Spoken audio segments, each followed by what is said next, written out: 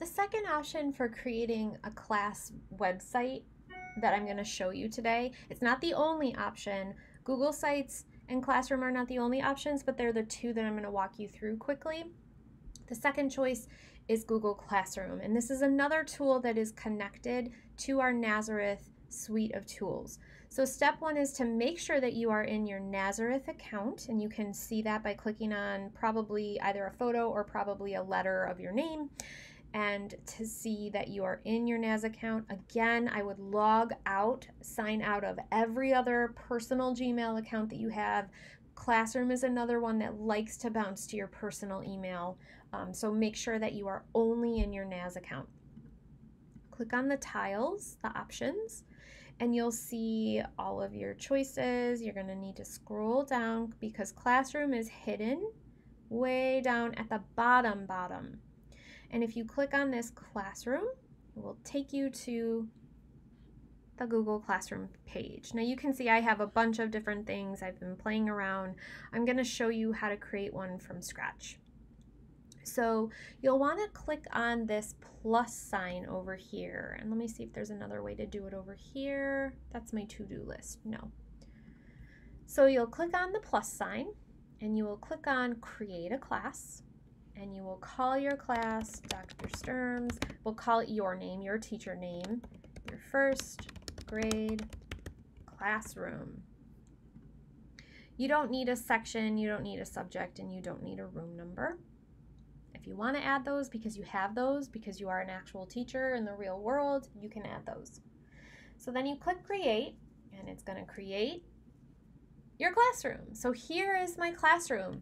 I can now see my class code. I can see a meet link for where I would send my students if I wanted to have synchronous sessions with them. I can change the theme of my class. I kind of like the one that they gave me, but if I wanted to choose, I don't know, maybe I like this one instead. You can select your theme and it will change on the top there for you. And now to navigate and to organize your classroom, you're going to use this top navigation up here. So unlike a Google website, which I showed in the previous video, you don't get to design web pages for your classroom. What you're going to do instead is use the platform that they've already developed, and you're going to add content in your stream or in your classwork area. So the stream is like the landing page that your students will always fall on when they come to your classroom. You can share messages here with your class. This will blast out like an email to your students and will give them important information. Like if you wanted to say, don't forget you've got a quiz tomorrow, you would write that here. Or please find this assignment activity, everybody, and complete it by Thursday, and you can link it. That's where you would put this. You can create and schedule your announcements. You can respond to your students' posts. So this really acts like kind of a blog feed, essentially, where you post things that you want your students to see and they can respond. This is not where the bulk of your classroom content will lie. That will lie under the classwork tab. So it's a little tricky to get used to, but the navigation for classroom is up here. One nice thing about creating a classroom is that it automatically sets up a class Google Drive folder. So if I click on that, it takes me out to my drive, and it created a space called Classroom. And in that folder, it created another folder called My First Grade Classroom, the name that I gave my Google class. So it does that automatically. So anything I want my students to see, I can drop in here, I can create in here, and that's where it lives. Now to add content to this page, it's a little bit different than creating a website. You can create assignments for your students. You can use topics in order to organize your class. That's the one that I recommend, and then you can change the order. So you're going to click on this little create button, and I would suggest you start with topics. And so in this class, we've got several different topics that I want you to create. And the first one is all about, and don't do it about me, do it about yourself, all about you as a teacher. So you would add that. So that appears now a new navigation has appeared over here under my All Topics. You can see an All About Me page. We've got another topic called Literacy Learning Online. There's another page, and I actually want this one to be above my literacy learning. So this little 3-dot tool is how you can either grab and move or tell it to move up, but that's how you organize this page. I've got another topic that I need to put, which is literacy and social studies. That's our next week. Learning online. Again, I want this one to be below, so I'm going to move it. And then I've got another topic, which is my STEM learning online. And I want that way down at the bottom. So now you can see I've created topics for everything that you have to do in this class. You need to first introduce yourself in an All About Me post. So if I click on that, it opens what's called a lesson. And it says there's no lesson posted yet. I need to create an assignment or a task that my students will do. And going back out, you can see that each one of my pages, my topics, has its own space.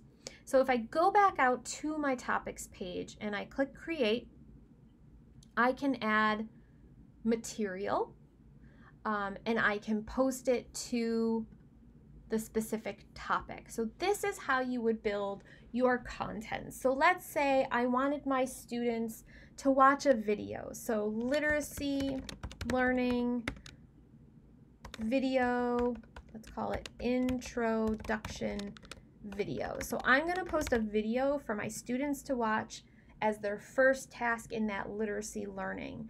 And I would want to, oh, it doesn't have create a video as an option, so I would want to add a link to a YouTube video that I've created, and I can do that here.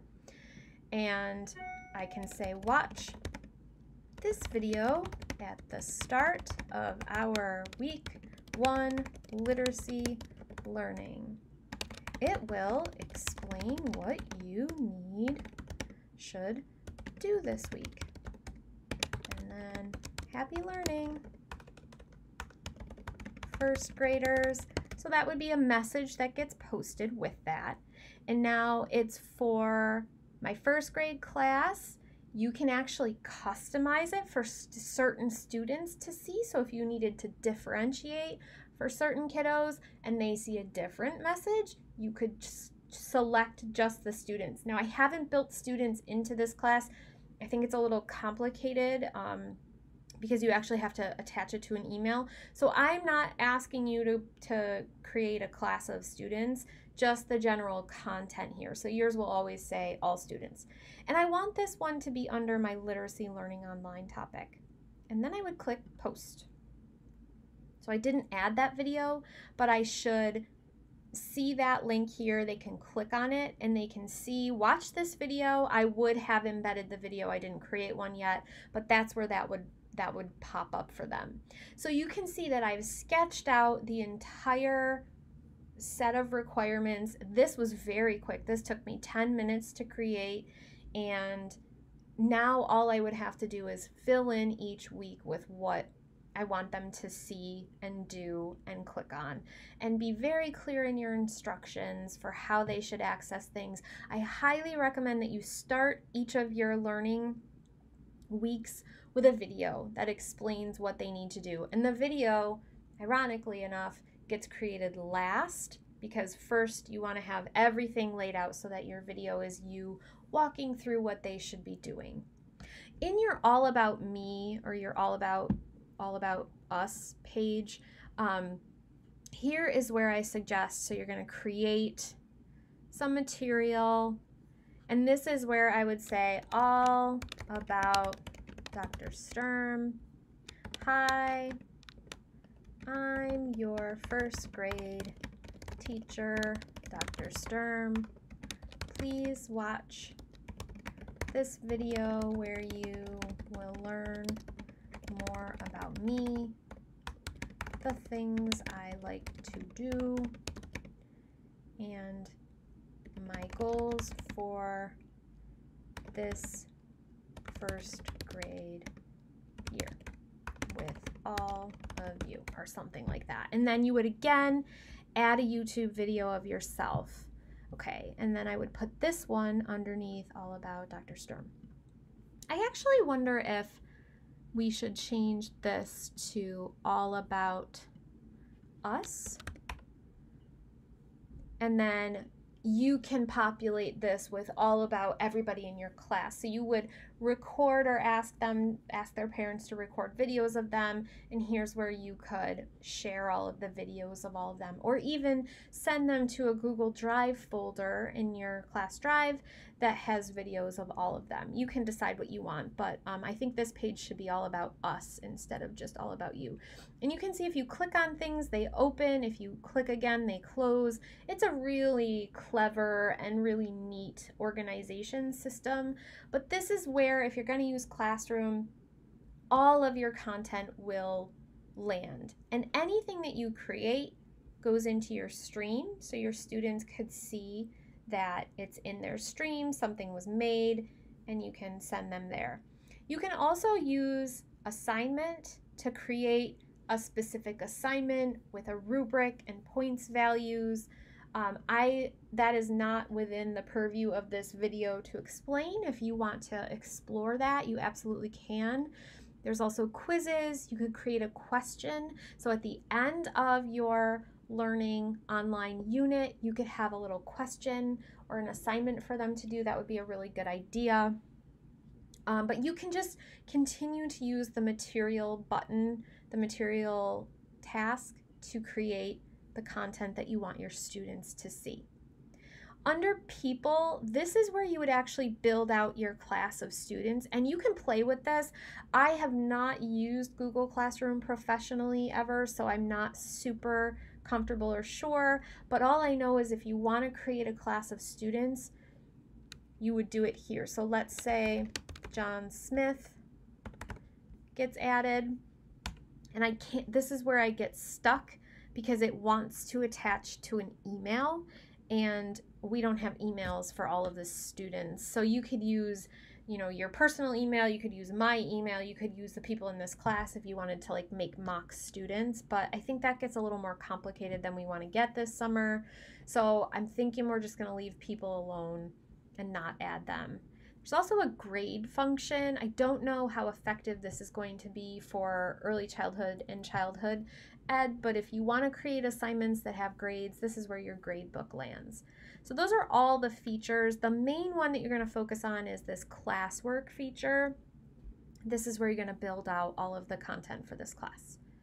Okay, that was a really quick snippet of how you can use Google Classroom. You can choose if you like Google Sites or Google Classroom. It does not matter to me which one you choose. Pick the one that seems the most manageable and the most doable for you with your tech skills. Okay, good luck everybody.